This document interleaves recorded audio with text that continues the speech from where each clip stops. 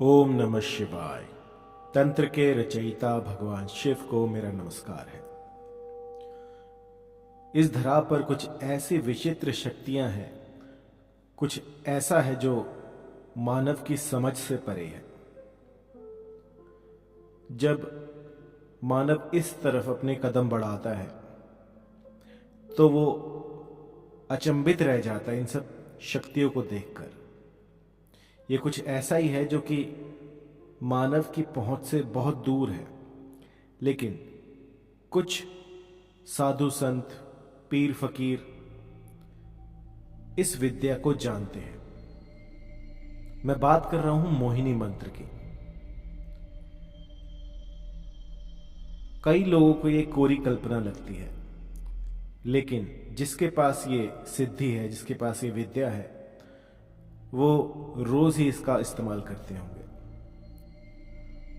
और इस विद्या को अर्जित करने के लिए क्या क्या सामग्री लगती है, किस तरह से इसको अर्जित किया जाता है, वो सब मैं आपको यहां बता सकता हूं। सबसे पहले तो आपको विश्वास करना है कि जो मोहिनी मंत्र है वो वास्तव में होते हैं। यदि आप विश्वास करने में असमर्थ हैं तो आगे इस वीडियो को ना देखें। ये वीडियो आपके लिए नहीं है। जो साधक हैं, जो वास्तव में चाहते हैं कि वो कोई सिद्धि प्राप्त करें, तो उनके लिए मैं आज काम रूप की मोहिनी की सिद्धि देने वाला हूं। क्योंकि अभी जो काल चल रहा है वो सावन मास है और इसमें वो सब कुछ आपको मिल सकता है जो आप कल्पना भी नहीं कर सकते। आपकी सिद्धियां जो हैं आपको इस मास में मिल सकती हैं। आपको नाना प्रकार की शक्तियां, नाना प्रकार की साधनाओं में सिद्धि इस मास में मिल सकती है। इस मास में कुछ ऐसा है कि इस धरा पर भोलेनाथ जो वो विचरण करते हैं, तो उनसे यदि आप ये जो उनके तंत्र मंत्र हैं, ये उनसे संपर्क साधने का एक जरिया है, एक माध्यम है। जब आप ये कुछ भी करते हैं तो वो जल्दी ही फलदायी होता है। बहुत शीघ्र अतिशीघ्र आपको इसका असर दिखता है। तो जो भी इच्छुक है, जो भी साधक, वो चाहते हैं कि जो हमारा प्राचीन भारत था, जिसमें कि दूर दूर से न जाने कितने देशों से लोग ये सीखने आते थे यहाँ पर, लेकिन कुछ काल ऐसा आया, कुछ समय ऐसा आया कि वो सारा जो ज्ञान था वो नष्ट हो गया है और जानबूझकर इसको नष्ट किया गया है। क्योंकि हमारा जो इतिहास है वो इतना प्रबल था, इतना गौरवशाली था कि आप एक बार, चाहे वो आप मेडिकल फील्ड ले लीजिए, तंत्र ले लीजिए, हर चीज में भारत जो है सबसे आगे था। और यहां पर तंत्र सीखने के लिए न जाने कहां कहां से लोग आते थे। तो एक वैसा ही बेहतरीन मंत्र जो कि कभी खाली नहीं जाता, एक बार लगा दिया समझिए रामबाण इलाज है, किसी के हटाए नहीं हटेगा। और उम्र भर के लिए जो भी, जिस पर भी आप ये लगाओगे वो बस आपकी ही बोली बोलेगा, जैसा आप कहोगे बिल्कुल वैसा ही करेगा। कई बार आपने सुना होगा कि किसी ने कुछ खिला दिया, पिला दिया, तो अब वो उसी की बातें मानता है, कुछ वैसा सही करता है जैसा वो कहता है। तो वो चीज़ अगर आप चाहते हैं तो इस मंत्र से वो पॉसिबल है और बहुत ही आसान है। अब जैसा कि आपको विदित है कि अभी सावन मास चला हुआ है, तो आपको क्या करना है, माँ कामाख्या की साधना करनी है, छोटी सी। इससे ये होगा कि आपको भौतिक सुख, जो भी इस धरा पर भौतिक सुख है, उनकी प्राप्ति हो जाएगी। इस मंत्र से आप माँ कामाख्या के आशीर्वाद से किसी को भी अपने वशीभूत कर सकते हैं। सिर्फ एक आदमी आपसे वशीभूत नहीं होगा, पूरी दुनिया में जो भी आपके संपर्क में आएगा वो बस आप ही की माला जपेगा। यह मंत्र इतना चमत्कारी है कि आप में कुछ ऐसी आकर्षण की शक्तियां दे देगा जो कि आपके संपर्क में आते ही सबको आपकी तरफ मोहित कर देंगे। जो भी आपको एक बार देख लेगा वो बस टकटकी लगाए आपको देखता रहेगा। ये काम रूप का मंत्र है और इस मंत्र को कभी भी किसी का अनिष्ट करने के लिए प्रयोग में ना लाएं। क्योंकि इस मंत्र के साथ बहुत सारी सावधानियां जुड़ी हुई हैं। तो जैसा कि आपको विदित है कि जब भी कोई साधना शुरू करते हैं तो आपको स्वच्छ होना चाहिए। सुबह सुबह आप जो है नहा धोकर स्वस्थ जो वस्त्र हैं वो आपके स्वच्छ होने चाहिए, धुले हुए होने चाहिए। ये नहीं है कि आप 3-4 दिन से एक ही कपड़ा पहने हुए हो। आपको जो है शुद्ध रहना है, बिल्कुल सात्विक।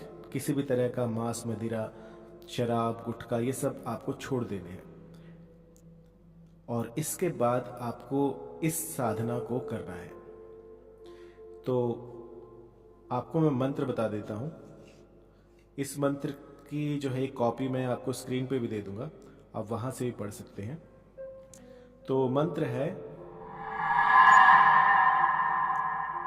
ओम नमो कामरूप वासिनी सर्वलोक वश्य करी स्वाहा।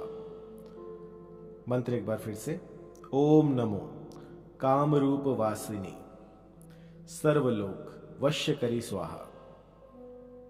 तो जब किसी मंत्र के पीछे स्वाहा लग जाता है तो उसमें हमें अग्नि को कुछ अर्पित करना पड़ता है।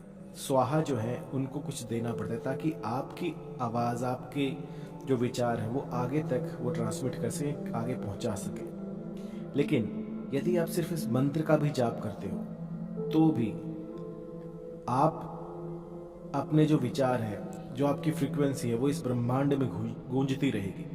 और जब भी भोलेनाथ या जो भी आपके इष्ट देव हैं वो इसके संपर्क में आएंगे तो आपकी जो बातें हैं, जो भी आपके भीतर है, वो सब भोलेनाथ के पास चला जाएगा और वो समझ जाएंगे कि आपको क्या चाहिए।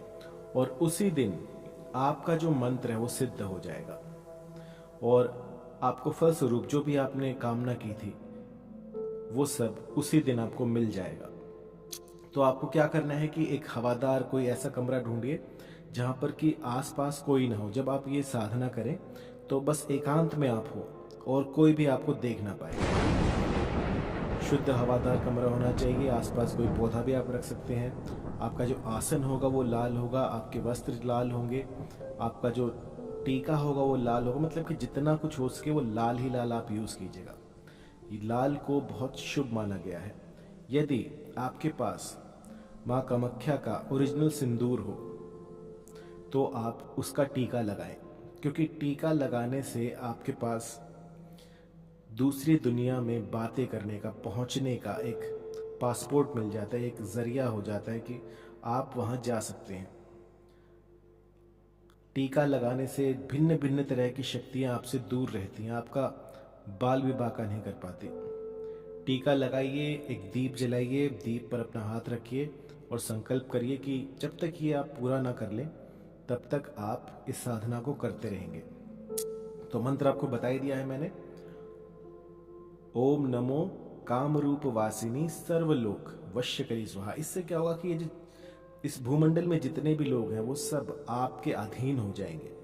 ये ऐसा भी नहीं होगा कि आप जा रहे हो तो बस आप सब आपसे अधीन ही हो जाएंगे। लेकिन मेरा कहने का मतलब ये है कि आपकी बात कोई टालेगा नहीं। यदि कोई जैसे आपको किसी अपनी गर्लफ्रेंड को अट्रैक्ट करना हो, किसी बॉयफ्रेंड को अट्रैक्ट करना हो, आपके पति आपसे दूर रहते हो, तो भी आप इस मंत्र का प्रयोग कर सकते हैं। यदि कोई ऐसा एक स्पेसिफिक पर्सन है कि उसको अट्रैक्ट करना है तो आपको क्या करना है कि जब इसका चैंटिंग पूरी हो जाए, जब आप इसका गुम्फन पूरा कर लें, उसके बाद आपको अपना जो भी आपके दिलो दिमाग में है उसको बोलना है कि मुझे इस कार्य की सिद्धि चाहिए और माँ कामाख्या इसको पूरा करे। जो भी आपके, जैसे भी आप प्रे करते हैं वैसे आप कह सकते हैं। लेकिन जब तक ये मंत्र पूरा ना हो 108 या 1000 बार, 2000 बार, जितना आप कर सकें, जितना ज़्यादा गुम्फन होगा उतना ही ये सटीक लगेगा।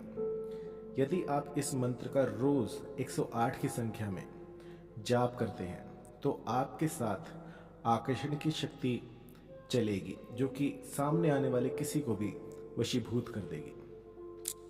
तो इसका जो समय रहेगा वो है, आप कभी भी कर सकते हैं सावन में, और यदि आप सावन के बाद भी करना चाहते हैं तो सुबह का समय रहेगा। लेकिन अभी सावन में आप जितना करें उतना अच्छा है, चाहे सुबह करें, शाम को करें, रात को करें, कभी भी कर सकते हैं। और इसके बाद जब सावन खत्म हो जाए तो आप सिर्फ सुबह में ही कर सकते हैं, ब्रह्म मुहूर्त में। सात्विक रहिए और एक कमरा बनाइए अपना जहाँ पर कि आप ये साधनाएं करें।